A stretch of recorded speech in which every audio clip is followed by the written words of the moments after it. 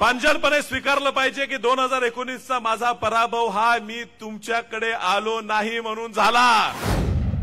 मला लढा देत असताना जसं महाभारतात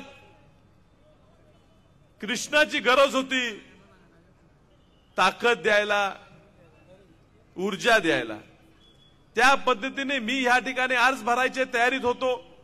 अर्ज भरू का नको भरू ह्या विवंचनेत होतं। डॉक्टर बाबासाहेब आंबेडकरांची जयंती 2 दिवसांनी पुढे होती। त्यावेळेला एका जाहीर कार्यक्रमात बाळासाहेब आंबेडकरांनी वक्तव्य केलं की विशाल पाटील निवडणूक लढवत असतील तर मी त्यांच्या पाठीशी उभं राहीन। कदाचित बाळासाहेबांना त्या वक्तव्याचं महत्त्व न कळलं नसेल, पण साहेब तुम्ही आम्हाला एक ऊर्जा दिली। जसं कृष्णाने कानमंत्र दिला होता, कृष्णाने महाभारतात ताकद दिली होती, त्या पद्धतीची ताकद तुम्ही आम्हाला दिली। दुसऱ्या दिवशी डॉक्टर बाबासाहेब आंबेडकरांच्या प्रत्येक जयंतीच्या कार्यक्रमाला,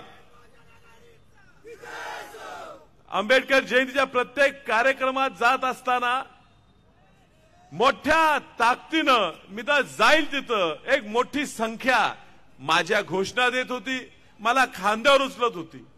साहेब आम्ही पण आता कित्येक वर्ष निवडणूक लढवतो। 1999 पासून मी सुद्धा राजकारणात प्रयत्न करत आहे, पण तुमच्या एका वक्तव्यावर एवढ्या सांगली जिल्ह्यात वाऱ्याची लाट तयार होऊ शकते हे मी त्या ठिकाणी बघतो।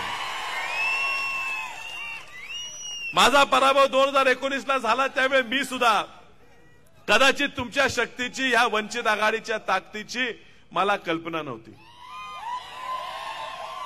पांजरपणे स्वीकारलं पाहिजे की 2019चा माझा पराभव हा मी तुमच्याकडे आलो नाही म्हणून झाला।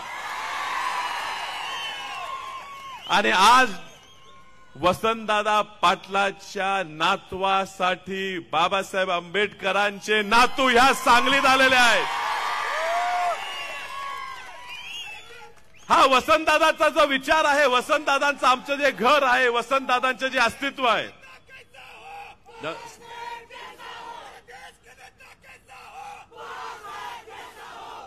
हा जो विचार वसंतदादांचा आहे तो विचार ही डॉक्टर बाबासाहेब आंबेडकरांशी प्रेरित केलेला विचार आहे। वसंतदादांनी पण प्रत्येक वेळेला ह्या संविधानाच्या संरक्षणासाठीच बाजू घेतली। आज वसंतदादांचा विचार ह्या ठिकाणी धोक्यात आहे म्हणजे पुरोगामी विचार धोक्यात आहे, म्हणजेच डॉक्टर बाबासाहेब आंबेडकरांचा विचार ह्या ठिकाणी धोक्यात आहे। आपल्याला संविधानाचं रक्षण करायचं आहे आणि संविधानाचं रक्षण करण्यासाठी तुम्ही मला पात्र समजला, ह्याबद्दल सगळ्या सांगलीकर जनतेच्या वतीनं मी तुमचे मनापासून आभार मानतो। देश विदेशातील प्रत्येक घडामोडींचे लाईव्ह अपडेट मिळवण्यासाठी आता साम टीव्हीच्या सर्व सोशल मीडिया प्लॅटफॉर्मला लाईक, फॉलो आणि सबस्क्राईब करा। तसंच सर्व नोटिफिकेशनसाठी बेल आयकॉन प्रेस करायला विसरू नका।